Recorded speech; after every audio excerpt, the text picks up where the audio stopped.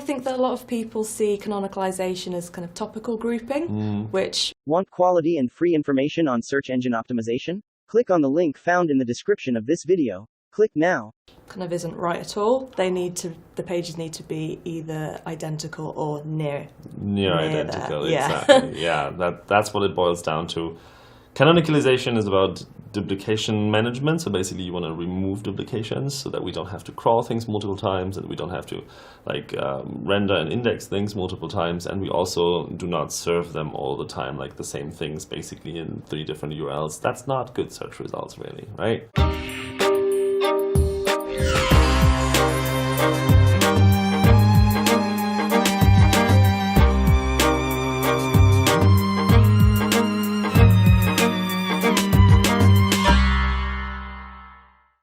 Hello everybody and welcome to another episode of SEO Mythbusting. With me today is Rachel Costello. You are DeepCrawl, technical SEO and content manager. So what is it that you're doing every day? So I used to be a technical SEO myself, and now I've moved into more of the content production side of things. So writing white papers, articles to educate the wider dev community, digital marketing community about technical SEO and the impact it has. Awesome, that's really interesting. So you're seeing like a bunch of misconceptions and confusions and stuff. And we picked an interesting topic, didn't we? We did. What's the topic that you want to talk about today? It's all about canonicalization. Ooh, all right. So what are like the top myths and misconceptions that the community is dealing with? So I think the first thing is that people think it is a directive. You set a canonical tag, it's going to be accepted. Another one, Another one is that they kind of use it like a redirect. So if you have a product page that goes out of stock, you add a canonical back to the category page, which doesn't really work that way because I've heard that the content needs to ideally be identical, if not very similar. Yeah. So lots of things like that. Oh, interesting. All right, let's start with the idea that it is a directive, because it's not. Nope. It is a signal for us, right? So when we talk about canonicalization, we're talking about detecting content or the same content or very similar content that exists under different addresses, under different URLs, right? So we can do many different things to basically identify these things, right? We can just crawl multiple pages and see like, oh, this is actually the same content. We can also probably see if the same links and like the same kind of context is used, but also we can use the canonical tag, right? It's a signal. We're using many different signals to figure out if something is the same content or not, and canonicalization with the canonical tag is just one of them. So putting a canonical tag on pages that are not the same is not going to work. Putting a canonical tag on each of the pages that are exactly the same is also not going to work. It is a signal. It helps us identify what we want to canonicalize, but it doesn't say like you have to use this. That's a big one, I think, and you're right. And you should not use it as a redirection either. It's not a redirect. I think people just want to group link equity wherever they can, and it's maybe a bit of a desperate act to try and keep all of their link equity in one place. It is. Again, like canonicalization makes sense if you cross-post the same content on different, I don't know, platforms or different channels in slightly different locations for whatever reason you're doing that. That's where canonicalization comes in. But if you are having something that goes out of stock, you should either redirect it to something similar that makes sense for the user at that point, or you can just tell us this is a 404 for the moment and it might come back. But do not just think that like you can, no, it's not the same as a redirection. Also, you're wasting crawl budget that way.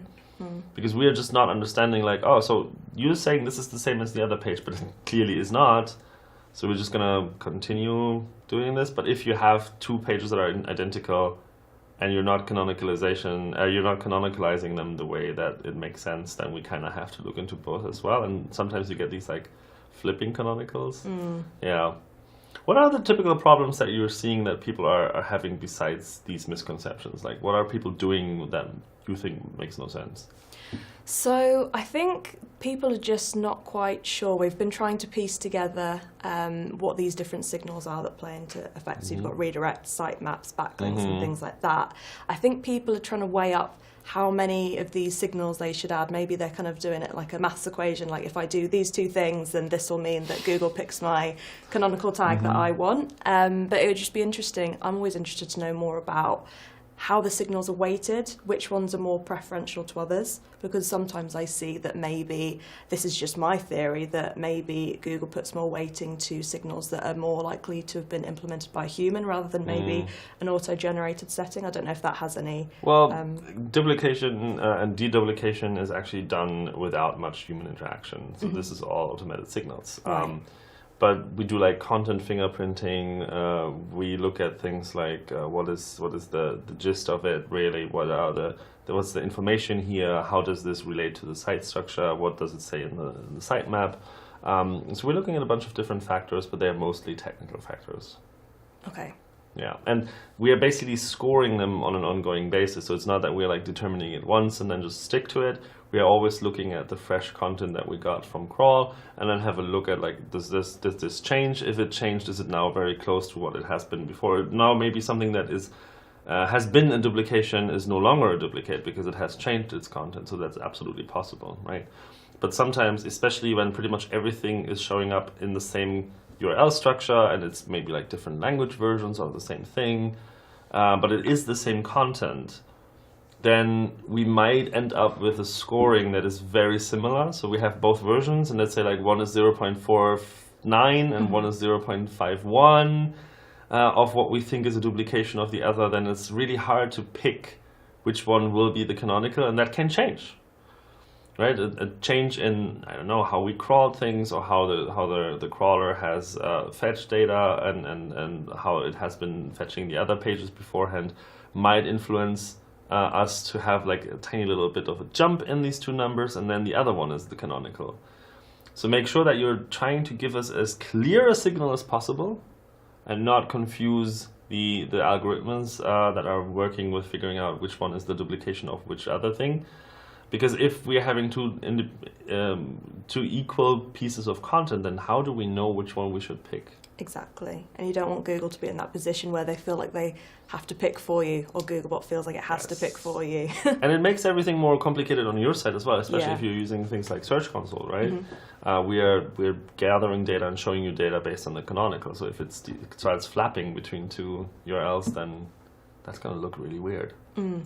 So anything else that you would say is unclear about it, or is there something that makes your life really hard when it comes to canonicalization? I think it's figuring out the certain thresholds you need to get to override Google's decision on what is the preferred URL, because we can align all of our signals on site, but I saw that John Mueller on the Ask Google Webmaster video about canonicalization, he said that there's two aspects. You've got kind of the on-site signals, but you've also got what Google thinks that the user would most like to have a look at. That is true, yeah. And that depends on a bunch of different things. So for instance, we might canonicalize one language version over the other if you're telling us that all of them are canonical at the same time and they have pretty much the same content, especially if it's in the same language, just for different countries. Then we might show the version to the searcher that the searcher is in the country of. So if we have a DE version and an AT version, so the German version and an Austrian version, that are pretty much the same. They use the same currency, they might have even the same price if you're unlucky. We might show different URLs to searchers depending on where they are from. Right? It makes more sense for a customer in Austria to see the Austrian version of the website rather than the German one, even though the German one is the canonical. So that might be a little confusing and misleading. Any other questions from your side?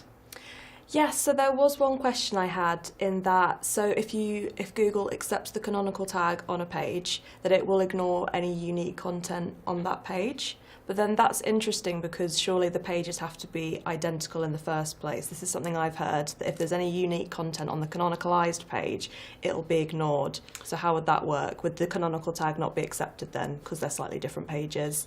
So that depends on how different the unique content is. Okay. If you have mostly the same content and then maybe have like one sentence that is slightly different, then we might still think that it's pretty much the same thing, and then we would not see the unique content necessarily if we think that it's just a copy of another page that is canonical. If this page has the canonical, then we will probably see the unique content there as well, because it's the page that we picked. However, if the content is completely different or different enough for the algorithms to decide that this is not a duplication, then the canonical is pointless. Unless there's another page that happens, or another URL that happens to point to the exact same page, then it becomes interesting again, because then we have two different pointers to the same thing. And we get that oftentimes, that people are like linking two pages and accidentally have like some, I don't know, some URL parameter that basically gets ignored or doesn't actually matter, or there's like a slightly difference in the way that the URL looks like. Maybe you have like a /de something something, and then like a /de something something question mark cache equals false, or something like that. That doesn't really matter. Then we might canonicalize to one of these pages, and probably the one that does not have parameters and stuff, but that also is debatable. It might also happen that we canonicalize something with parameters. But that way you're again making it harder for us to pick the canonical, because if you're not saying like, oh, this is specifically the canonical we want, then it's back to guesswork. And I think that's the problem. People are just trying to group pages topically maybe with canonicalization, but that's not how it works. That's not how it works, no. And thank you for confirming that. Canonical tags and canonicalization is about reducing duplication. Yes. That's what it is for. Exactly. Awesome.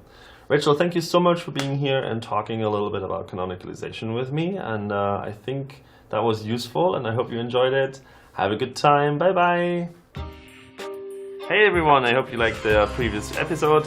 Next episode, me and Glenn are going to discuss site moves, right? Site moves, domain name changes, URL migrations, and more. So, stay tuned and check it out. Want quality and free information on search engine optimization? Click on the link found in the description of this video.